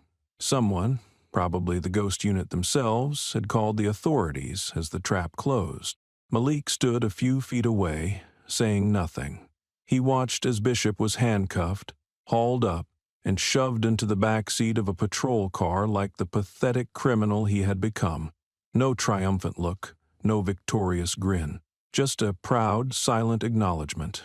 No revenge was needed. The truth would punish those who deserved it. Bishop was driven off, sirens howling across the town. Passers-by stopped, pointed, whispered. He was no longer Officer Bishop. He was just a cursed name, a cautionary tale, a shattered mirror for anyone who ever thought power could shield them from consequence. And Malik, in the golden afternoon light, walked down the sidewalk, his backpack heavy on his shoulders, but his heart light. He knew the road ahead would still be long, still full of challenges, but he wasn't afraid. He had learned the most important lesson. True strength doesn't come from crushing others. True strength comes from protecting what's worth fighting for, even when the world turns its back on you. And Malik Carter, the young warrior newly born, was ready for whatever lay ahead. Night had fallen over Oak Ridge Heights like a thick curtain, swallowing every sound and every sliver of light. The dim street lamps cast weak halos onto the cracked asphalt, barely piercing the heavy shadows. At a corner hidden behind the high school, an old, dusty truck sat motionless, its license plate barely visible under a layer of mud and grime. A soft breeze stirred, dragging the dry leaves along the ground, whispering like voiceless spirits. Inside the truck, Malik Carter sat against the cold steel wall of the cargo bed, his hands bound behind his back, duct tape across his mouth. Though the faint light only illuminated the rough outline of his figure, there was no fear in his eyes. No trembling, no pleading, only a quiet, persistent flame, burning stubbornly in defiance of the thick darkness around him. Outside, Wade Bishop paced like a wounded animal, heavy boots grinding dust and gravel underfoot. He held a stun gun loosely in his hand, knuckles whitened from the crushing grip. Sweat streamed down his forehead, cold against the cooling night air. He had no plan left, no strategy, only a rising, poisonous despair twisting inside him. Everything he had clung to, reputation, authority, the fragile respect he had once demanded, had collapsed too quickly, too brutally. In the wreckage of that world, Bishop had latched on to one desperate fantasy, forcing Darius Carter to appear, to kneel before him, to pay for everything. It was the only thing keeping him upright. What Bishop didn't know was that from the moment he laid hands on Malik, the countdown had begun. No alarms blared, no loudspeakers rang out, no rushing footsteps thundered through the night.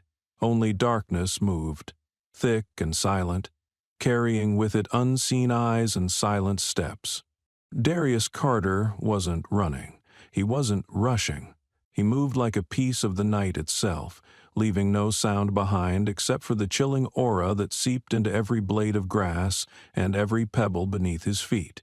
He tracked the signs with the kind of instinct honed over decades spent on battlefields that hadn't yet found their place on maps. Fresh tire marks, still imprinted in the damp soil after a light afternoon rain. A flicker caught on a weathered traffic camera showing a beat-up truck without plates heading south toward an abandoned field. A gas station clerk, coaxed by a voice too steady to refuse, recalled a man in a low-brimmed cap, nervously buying a bottle of water before vanishing like mist.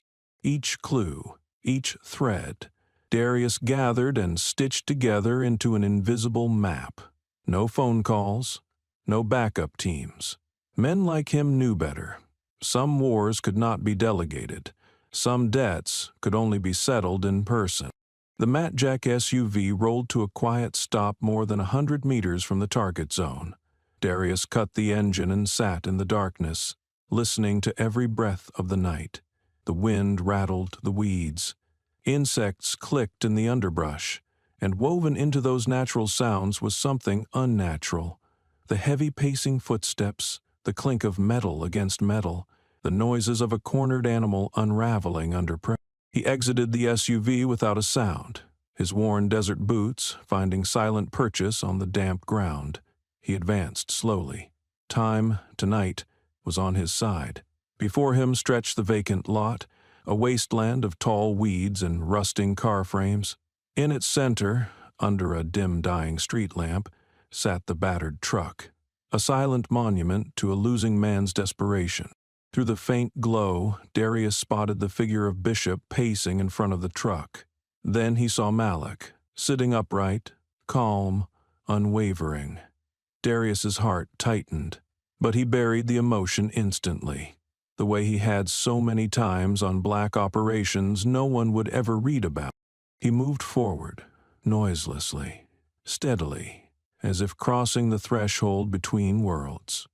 At about 30 meters, Bishop noticed the disturbance. He spun around, red-eyed from sleeplessness and boiling fury, and saw Darius Carter. Not a ghostly rumor, not an image behind glass, but real, immediate, unstoppable. In that flash of panic and rage, Bishop did the worst thing a desperate man could do. He leveled the stun gun at Malik's head and screamed into the night for Darius to stop, swearing he would pull the trigger if Darius took one more step. Darius halted, not hesitating, not flinching, merely letting a crushing silence fall between them, thick and unyielding as mist rolling across a dead field. The wind tugged at Bishop's hair, but Darius remained a still, silent wall. No shouting, no threats, only presence. And in that standoff, Bishop began to understand, however dimly, that time was no longer on his side. Malik, still bound and seated, watched without panic, without fear, sensing, as only those who have looked into the abyss can sense, that the end would come swiftly. Darius stood relaxed, deceptively casual, but beneath the surface, his body coiled like a fully drawn bow, ready to release at a breath's notice. Every nerve, every muscle read Bishop's trembling hands, the shifting weight, the sweat dripping from his forehead. When Darius finally spoke, his voice was low and solid as iron, commanding Bishop to drop the weapon. Bishop responded with a ragged, broken laugh, shaking his head and gripping the stun gun tighter. His voice cracked as he screamed that Darius had to kneel, that he, Bishop, was the victor. He never finished the sentence. In less than 3 seconds, Darius moved. First, he closed the distance between them in a blur, too fast for Bishop's panicked mind to register. Second, with a sharp, precise motion, Darius knocked the weapon aside, sending the wild shot into the empty air. Third, he seized Bishop's wrist and twisted hard, a soft, terrible crack marking the collapse of resistance. The weapon clattered uselessly to the ground.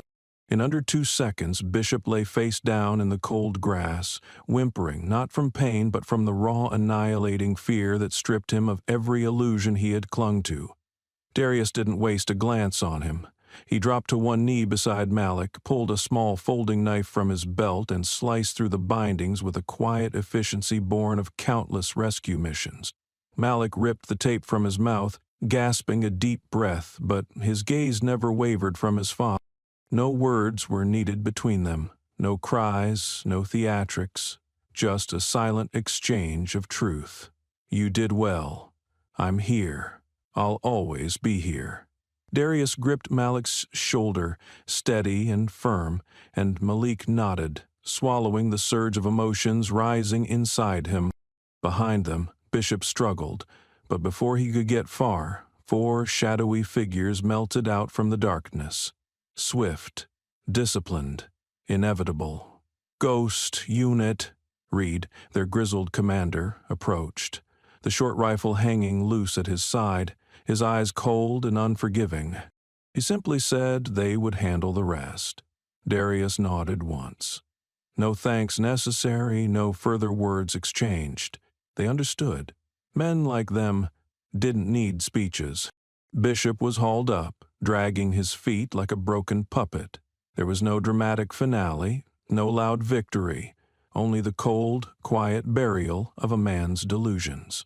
Darius guided Malik gently toward the parking lot, the faint, tired lights casting long shadows behind them. Together they walked away from the wreckage, from the rot, from the past. Above them, the night sky over Oak Ridge Heights gleamed unnaturally clear.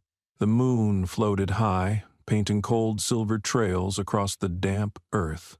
Malik walked beside his father, each step surer, deeper, like a blacksmith hammering the first blade of his own destiny. They said nothing. They needed no words. In the silent beat of their footsteps, Malik understood. A battle had ended, but the real journey, the one that would forge him into the guardian he was meant to be, had only just begun.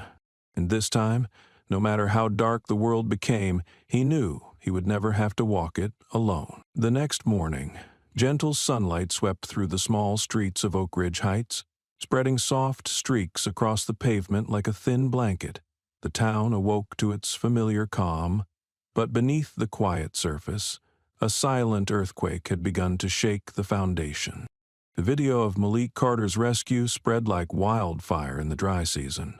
No need for major media coverage, no need for sensational slogans, just a 3-minute clip from a nearby surveillance camera. The footage of Wade Bishop pointing a gun at an unarmed black teenager and Darius Carter, without a uniform, without medals, taking him down in 3 clean moves, went viral at lightning speed. There were no screams, no wild brawling, no excessive violence. Only the sharp calm of absolute control. Only the image of Malik standing up, untying himself, walking tall alongside his father, leaving his assailant curled up on the ground. Right. At first, the people of Oak Ridge Heights were stunned. They stumbled for excuses, muttering weak justifications. He must have done something. There must be a reason. But the video left no room for denial. There was no provocation from Malik, no justification for the abuse of power.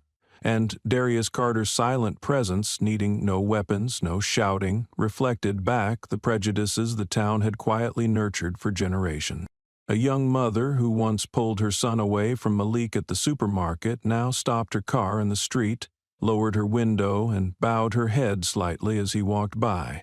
An old man who had once muttered about those black kids now sat quietly on a park bench, watching Malik play basketball with other children without a word of complaint. A group of high schoolers who used to mock him in the hallways now awkwardly avoided his gaze at the library. Oak Ridge Heights didn't change overnight. There were no grand parades, no fiery speeches, only small, quiet changes creeping into every corner like water seeping into dry earth. A hesitant nod, a quick handshake, a glance less full of fear, a good morning spoken without hidden suspicion for the first time. At the Main Street grocery store, the notoriously tough old shopkeeper, once known for being harsh to those colored kids, now offered Malik a cold lemonade on a hot afternoon. At First Baptist Church, the pastor who had long avoided topics of race gave a sermon on courage and dignity, using Malik Carter as a living example. No one spoke it aloud, no one officially admitted it, but in every heart, a small stone named prejudice had begun to crack. Amaya Ellis, who had recorded the first video, saw the change as she walked the high school halls. Teachers, once quick to punish kids like Malik, now hesitated, more careful in their treatment. Fellow students, still awkward, began offering greetings where once there had been only indifference. Malik felt it all. He harbored no illusions that the world had turned into paradise. He knew suspicious stares, whispered slurs, and old biases would not vanish overnight. But he also knew a spark had been lit, and if tended patiently, it would spread, lighting even the darkest places. One Sunday afternoon, Malik sat with his mother, Serena Carter, on the front steps of their porch. They quietly watched children playing on the sidewalk, their laughter carried on the breeze. No one chased them away, no one glared suspiciously. Only life, youth, and the silent growth of new roots of change. Serena turned to her son, her gaze warm and proud. "You did well," she said, her voice soft but steady. Malik smiled, a tired but peaceful smile. "It wasn't just me," he replied. "It was everyone who stood tall when the world tried to make them kneel." In that simple sentence, Serena heard the echoes of Darius Carter, of herself, and of all the silent warriors who had once walked through the darkness to light small flames. Across social media, Malik Carter's story continued to spread, not merely as a local scandal, but as a symbol, a reminder that justice doesn't live only in grand courthouses adorned with marble statues. Justice begins in small actions, a steady gaze, an unwavering step, a heart refusing to stay silent in the face of wrong. At Oak Ridge Heights, conversations began, first as hushed murmurs in cafes, then as small meetings, then as community discussions, and eventually as initiatives to reform history and civics education in schools. No one called it a revolution, no one waved banners, but everyone understood. The town, stubborn and slow, was beginning to change. And at the center of that change was not a white horse hero, not a grandstanding politician, but a 16-year-old black boy who chose to stand tall when he could have bowed. Malik Carter, the young warrior who carried a silent flame in his heart, reminded Oak Ridge Heights and the world of a simple eternal truth. True strength does not come from subjugating others. True strength comes from never letting anyone subjugate you. That summer, Oak Ridge Heights wore a new face.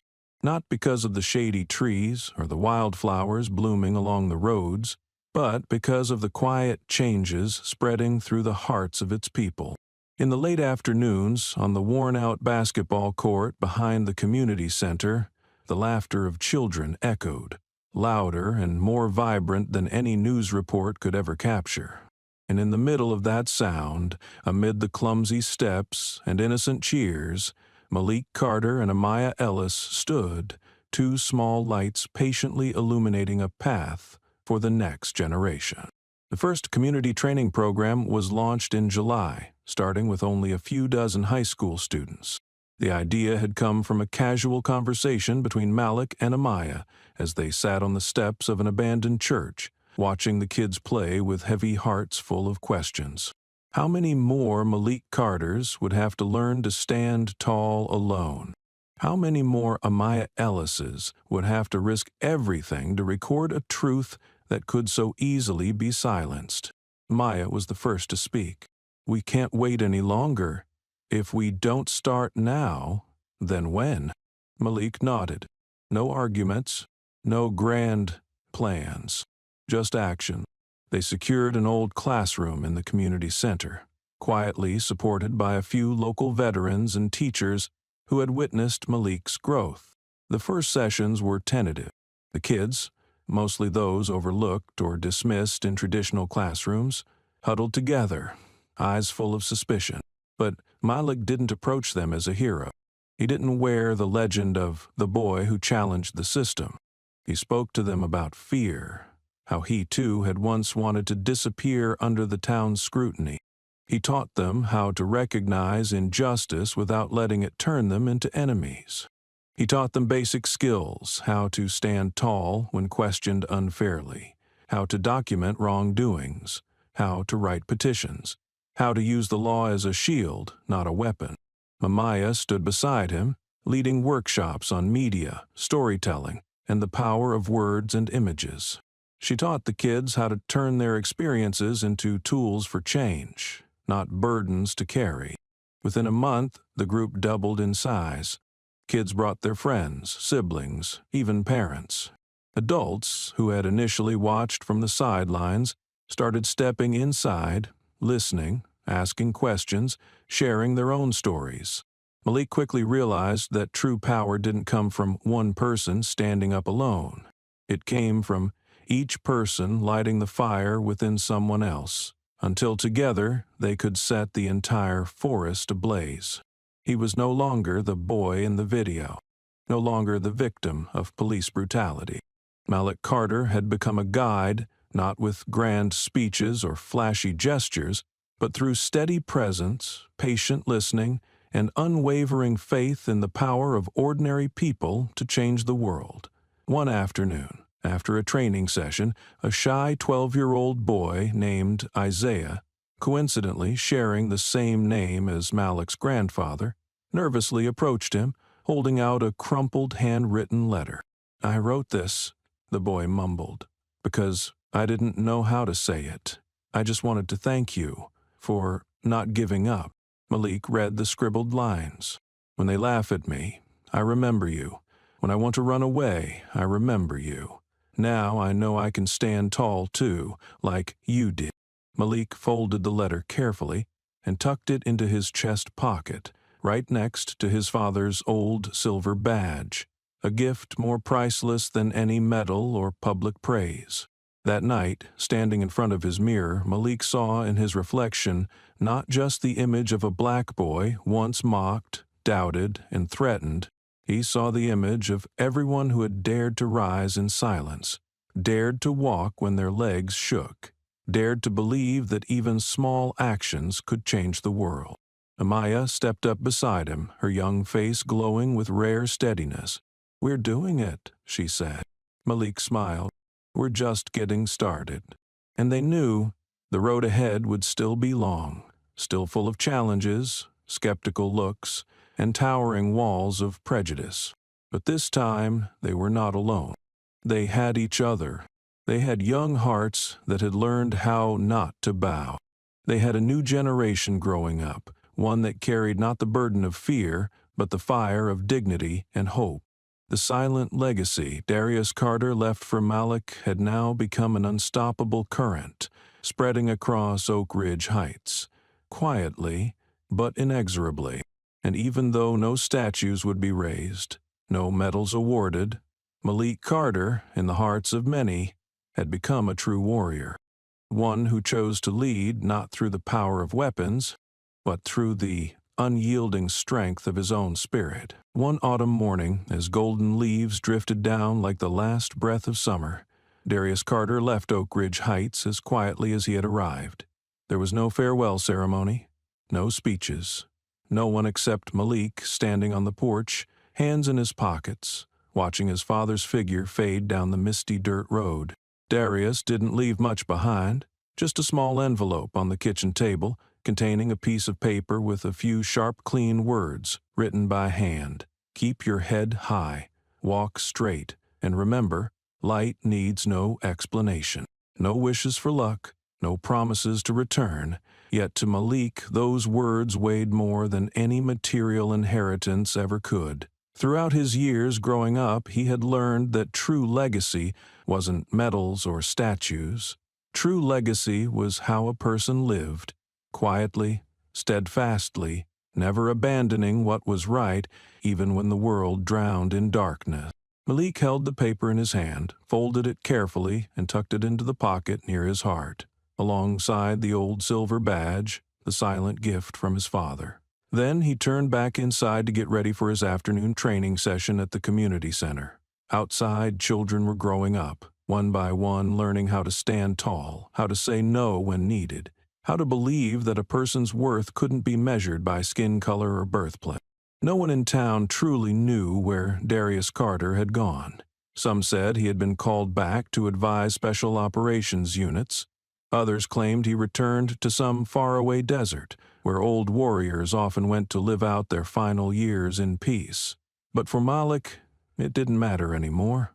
His father never really belonged to any one place. He belonged wherever a silent light was needed in the darkness. In the days that followed, Malik kept walking his own path. No noise, no fanfare. Every afternoon he stood before groups of kids, sharing stories about courage, about choosing dignity over fear, about how to hold on to yourself when the world tries to tear you apart. And each time, in Malik's gaze, in the way he stood tall, each child could sense, even if only faintly, that a part of Darius Carter lived on through him. The story of Malik Carter and his quiet father slowly became a woven thread in the town's daily life, in community meetings, in casual coffee shop conversations, in civics lessons at school, not as a glorified legend, but as a simple reminder. The greatest changes start from the smallest, quietest, most resolute acts. Amaya Ellis, Malik's companion from the earliest days, once said during a community gathering, "People think strength comes from guns or grand speeches, but sometimes real strength comes from standing still when everyone else runs, from quietly taking a scared child's hand and saying, 'We'll keep walking together.'" Malik smiled when he heard her say that, because deep down he knew he had never truly walked alone. The spirit of Darius, no, the spirit of what he stood for, had always been with him, a silent current lifting each step. And as the first winter winds began to sweep through the old streets of Oak Ridge Heights, Malik Carter kept walking, steadfast, needing no spotlight to illuminate his way. He didn't need a statue built in his honor. He didn't need songs sung in his name. He just needed to keep the flame alive in his heart, as his father had done, as so many silent generations before him had done. In a world still full of darkness, there are heroes who don't need anyone to know their names.